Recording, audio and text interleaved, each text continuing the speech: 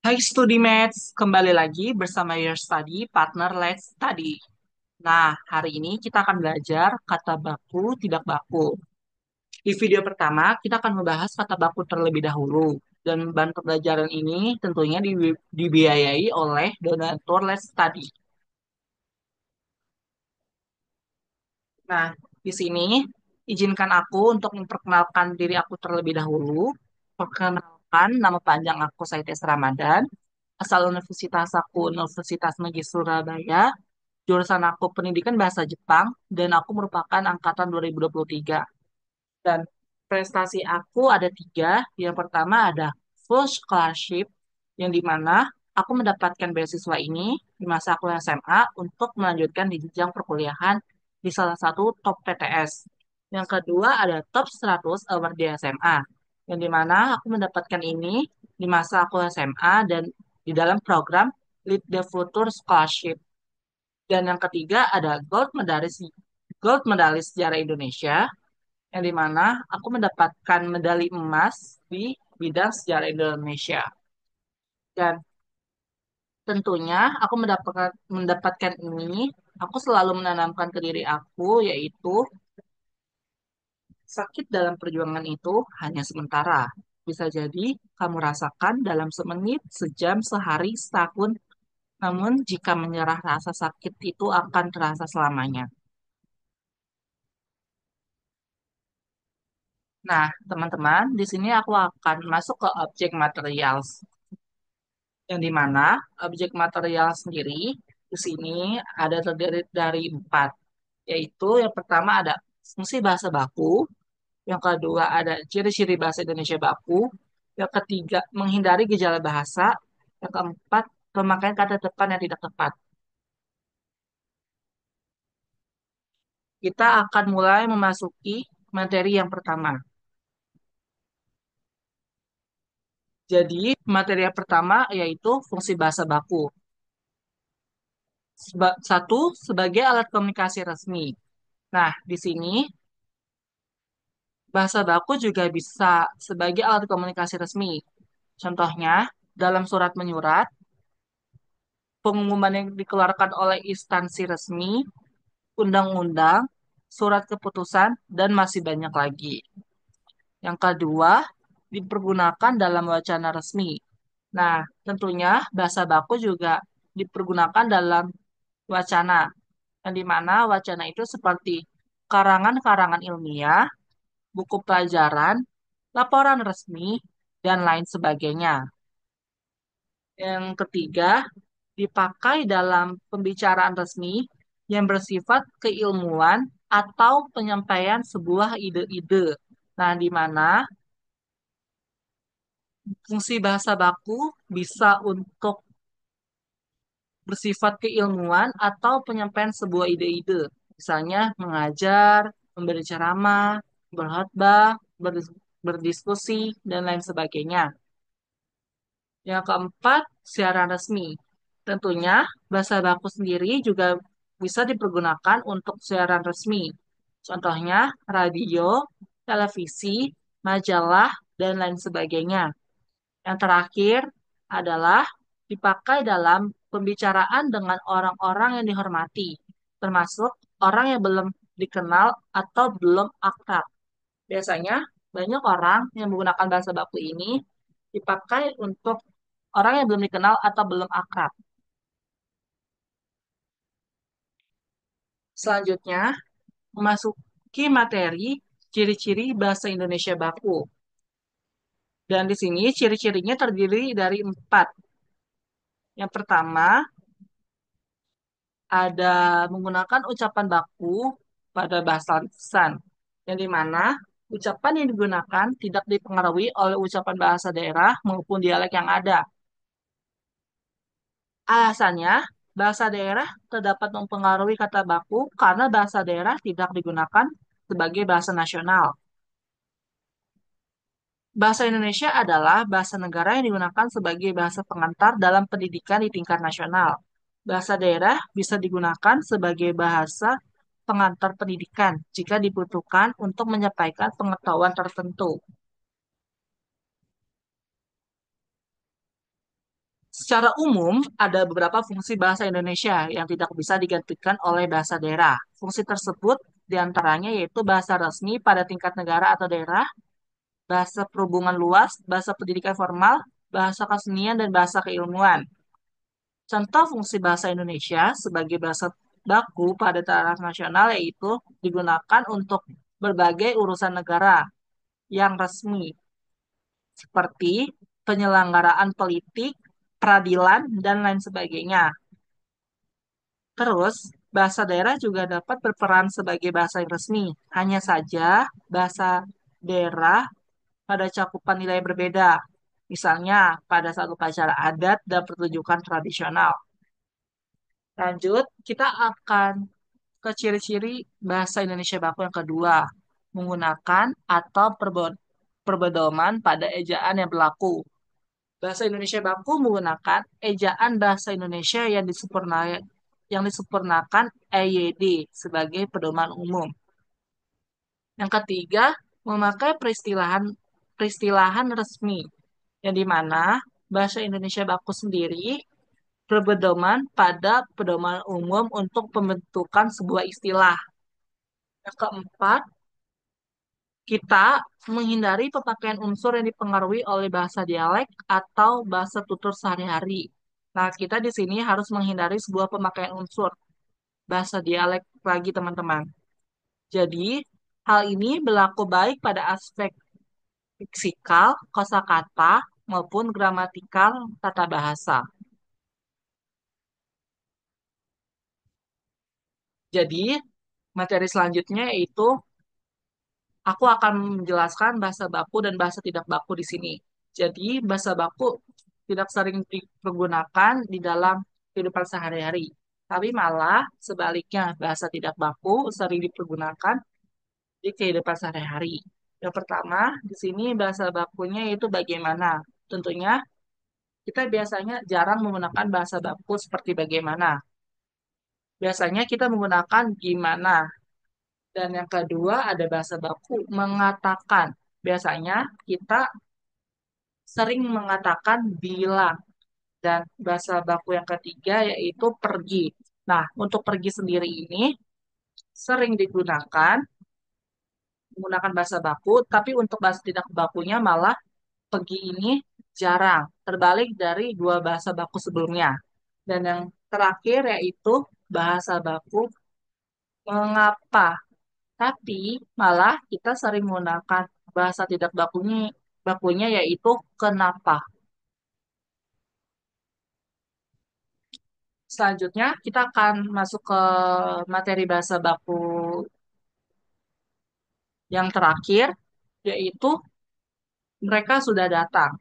Tapi malah kita sering menggunakannya sudah datangkah mereka, dan bahasa baku yang terakhir yaitu tahukah mengapa mereka, tetapi kita di sini sering menggunakan bahasa tidak baku. Ada banyak hal yang saya ingin tanyakan.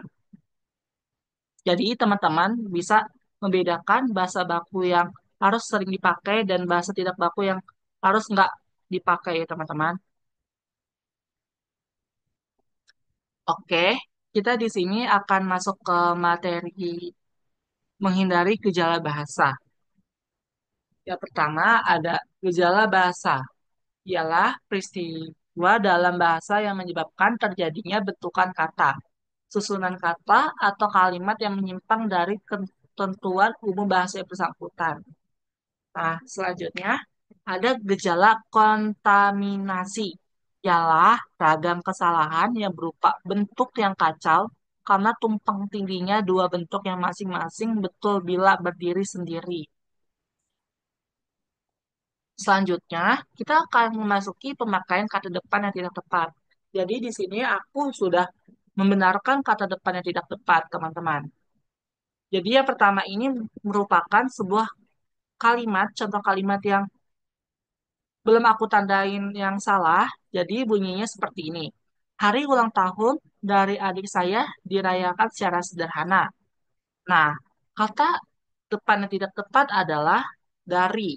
Seharusnya kita tidak menggunakan sebuah kata dari. Dan di sini aku sudah menandakan warna merah. Warna merah tersebut merupakan kata depan yang tidak tepat. Dan seharusnya yang benar adalah hari ulang tahun adik saya dirayakan secara sederhana. Selanjutnya kita akan memasuki kata kedua, yaitu katanya berbunyi, anak dari tetangga saya akan dilantik menjadi dokter Senin besok. Yang dimana kata depan yang tidak tepat itu adalah dari lagi. Karena eh, yang benarnya adalah anak tetangga saya akan dilantik menjadi dokter Senin besok. Dan kata dari ini harus dihapus dari sebuah kalimat ini. Selanjutnya, kita akan memasuki kalimat yang ketiga, yaitu yang dimana bacaannya seperti ini. Kebijaksanaan itu diambil untuk memenuhi keinginan daripada rakyat. Seharusnya kita harus menghapus daripada yang aku sudah tandakan warna merah itu. Yang benar, kita tidak menggunakan daripada. Seharusnya kebijaksanaan itu diambil untuk memenuhi keinginan rakyat. Kita akan masuk ke bentuk sebuah soal. Jadi, yang pertama yaitu kalimat manakah yang termasuk kalimat baku? Teman-teman bisa menjawabnya di dalam uh, sebuah bentuk buku atau coret-coret di buku. Aku kasih waktu sampai 2 menit dan di sini jawabannya itu ada adikku sangat suka makan nasi goreng. B. Adik saya sangat menyukai makan nasi goreng. C. Saya suka sekali makanan nasi goreng. D. Nasi goreng itu enak sekali. E. Banyak hal rasa di makanan nasi goreng ini.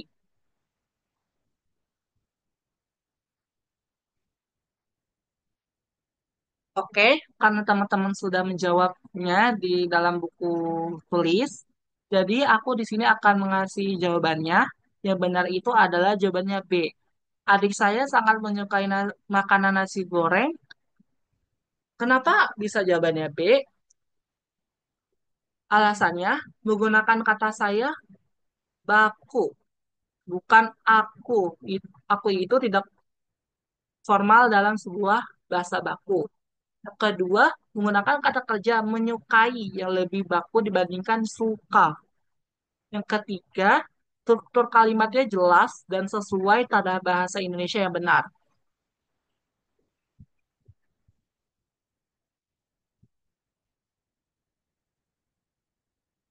Pilihan lain tidak sepenuhnya baku atau memiliki struktur yang kurang tepat. Contohnya, jawaban A, adikku sangat suka makan nasi goreng. Kata adikku lebih bersifat informal. Yang C, saya suka sekali makanan nasi goreng. Nah, kalimat kurang efektif, sebaiknya saya sangat menyukai nasi goreng. Jawaban D, nasi goreng itu enak sekali. Nah, di sini jawaban D itu kurang lengkap untuk kalimat baku dalam konteks ini. Sedangkan yang E, banyak hal rasa di makanan nasi goreng ini. Kalimat tidak jelas dan tidak sesuai struktur bahasa Indonesia yang benar. Di dalam KBBI. Selanjutnya, kita akan memasuki soal kedua, di mana kata yang tepat untuk melengkapi kalimat berikut. Dia memiliki kemampuan untuk titik-titik-titik adalah, aku di sini akan kasih waktu 2 menit lagi kepada teman-teman untuk bisa menjawabnya di dalam sebuah buku.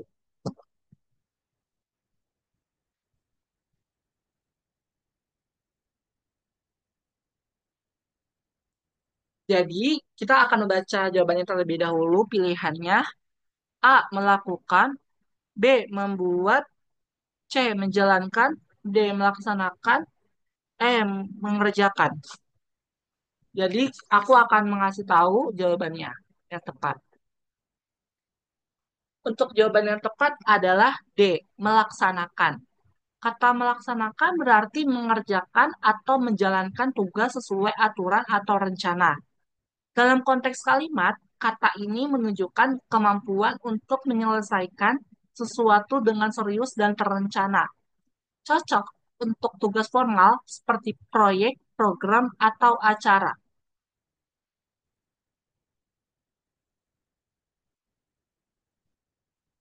Alasan selanjutnya, karena jawaban A, B, C kurang tepat karena A melakukan tersebut terlalu umum, tidak menunjukkan, tidak tidak menunjukkan konteks formal atau terencana. B. Membuat lebih cocok untuk menghasilkan sesuatu. C. Menjalankan lebih spesifik untuk menjalankan tugas atau fungsi tertentu. Mengerjakan lebih cocok untuk aktivitas atau tugas sehari-hari.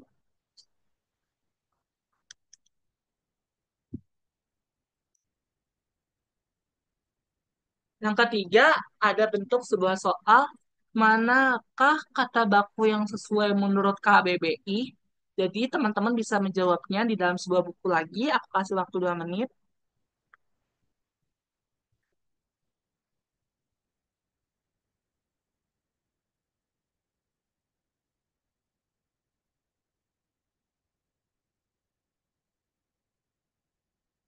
Jadi di sini aku akan membacakan jawabannya terlebih dahulu untuk pilihannya. A ada andal, B ada handal, C ada handal, D ada handle, ada handle. Jawaban yang tepat aku akan kasih tahu di slide selanjutnya. Jadi jawaban yang tepat adalah A andal.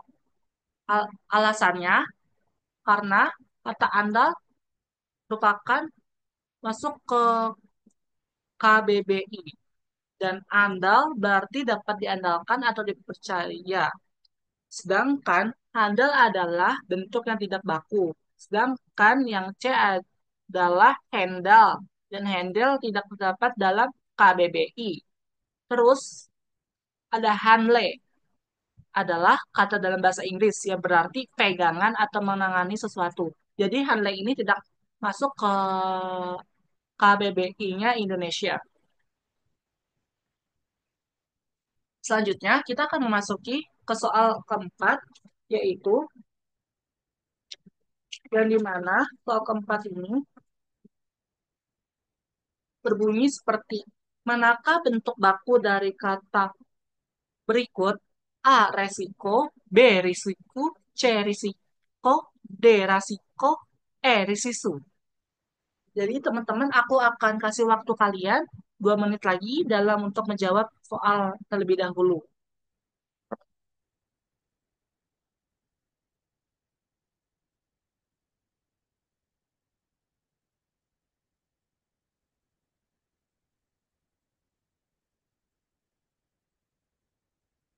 Oke, di sini aku akan mengasih tahu jawabannya. Kita akan selanjutnya. Oke, jawaban yang tepat adalah C, risiko. Kenapa bisa risiko? Karena menurut KBBI, bentuk baku yang benar adalah risiko. Risiko berarti kemungkinan terjadinya kerugian atau bahaya. Sedangkan risiko adalah bentuk yang tidak baku dan sering digunakan secara keliru. B dan tidak terdapat dalam sebuah KBBI-nya Indonesia. Jawaban yang benar yang tepat adalah risiko, teman-teman, di sini. Dan kita akan memasuki soal sebuah model soal tabel. Jadi teman-teman di sini aku akan membacakan soalnya terlebih dahulu. 5.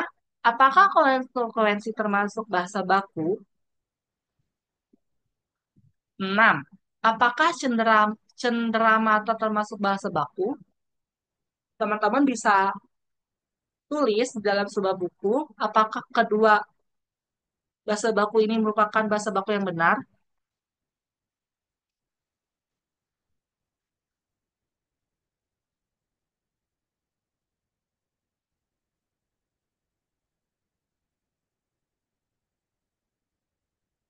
Jawabannya adalah yang kelima adalah benar. Jadi, konsekuensi merupakan termasuk bahasa baku di dalam kamus bahasa Indonesia. Jadi, eh, untuk konsekuensi biasanya konsekuensi pakai W itu tidak benar karena tidak masuk ke KBBI-nya Indonesia. Selanjutnya, soal yang keenam, apakah cenderamata termasuk bahasa baku? Cenderamata merupakan bahasa baku dan itu benar. Biasanya orang-orang menyebutnya cenderamata, yaitu pakai I. Cenderamata itu merupakan bahasa tidak baku. Selanjutnya, kita akan memasuki soal ketujuh dan kedelapan. Jadi, aku akan bacakan terlebih dahulu soal ketujuh. Apakah apakah efektivitas termasuk bahasa baku? Yang kedelapan, apakah frekuensi termasuk bahasa baku? Teman-teman bisa menjawabnya apakah benar atau salah.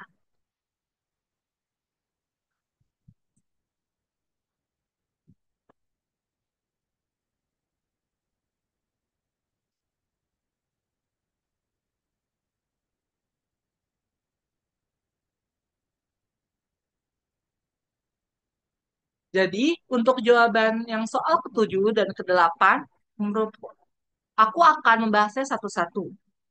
Yang ketujuh, apakah efektivitas termasuk bahasa baku? Jawabannya adalah benar. Karena efektivitas masuk ke KBBI. Dan biasanya orang-orang menggunakan uh, efektivitas pakai F itu tidak baku. Yang benar adalah pakai V. Dan apakah frekuensi termasuk bahasa baku? Frekuensi merupakan sebuah kata baku. Karena biasanya orang-orang menyebutnya frekuensi pakai W, teman-teman. Itu merupakan kalimat tidak baku dalam KBBI-nya Indonesia.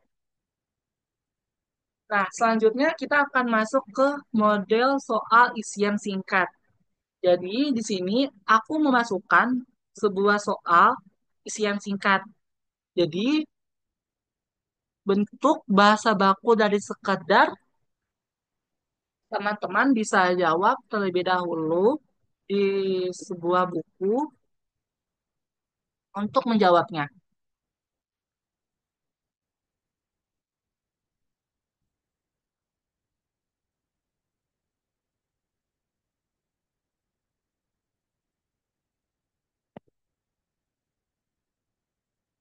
Jadi, jawabannya itu kata dari bentuk bahasa baku dari sekedar adalah sekadar.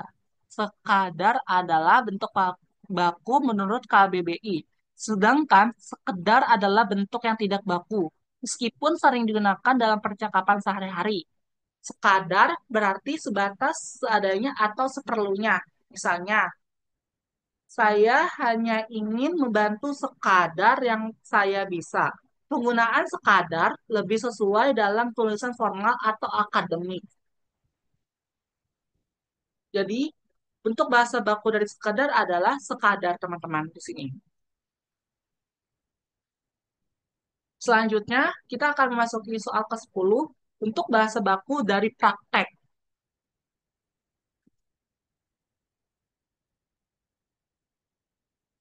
Teman-teman bisa menjawabnya di dalam sebuah buku tulis, dan aku akan menunggu kalian jawabnya terlebih dahulu.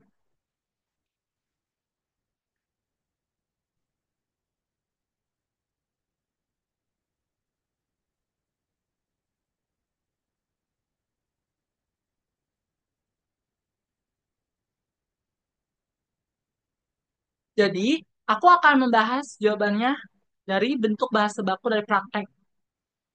Jadi, kata praktik adalah bentuk baku menurut KBBI, sedangkan praktek adalah bentuk yang tidak baku,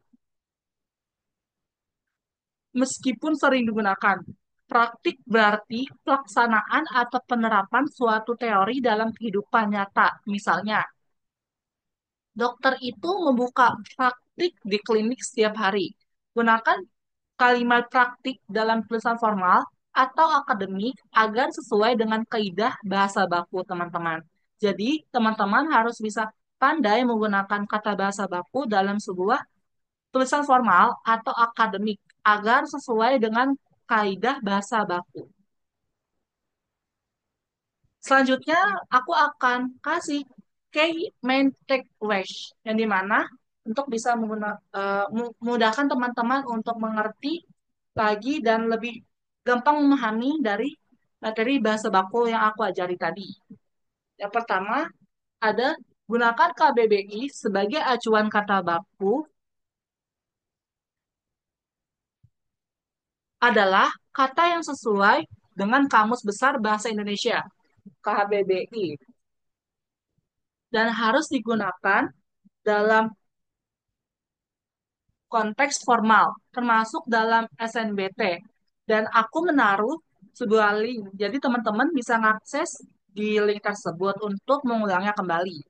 Yang kedua ada hindari kata tidak baku. Beberapa kata yang sering digunakan sehari-hari mungkin tidak sesuai dengan KBBI, seperti praktek tidak baku. Yang benar adalah praktik baku atau sekedar itu merupakan sebuah kata tidak baku. Yang benar adalah sekadar. Nah, ini sekadar adalah baku. Dan yang ketiga, ada latihan dengan soal SNBT. Biasakan diri dengan soal terkait kata baku agar bisa mengenali dan menggunakan bentuk yang benar dalam ujian. Selanjutnya, aku akan menutupi menutup materi ini dengan Studi Match bisa mereview kembali bahan pembelajaran, textbook, PPT, dan latihan soal pada link di description box. Let's Study juga menyediakan playlist YouTube khusus bahan pembelajaran loh. Jangan lupa dicek ya Studi Match. Nah, Studi Match juga bisa mensupport Let's Study dengan berdonasi seikhlasnya, non finansial. Selain donasi dalam bentuk uang, Studi Match juga bisa share platform Let's Study kepada teman sekitar atau membagikan info platform Let's Study ke sosial media Studi Match. Ayo follow akun sosial media Let's Study pada Instagram, Twitter, dan TikTok agar selalu mendapatkan update konten bermanfaat lainnya. Terima kasih, sampai jumpa di video berikutnya. Semangat! Thank you for watching. See you in next video.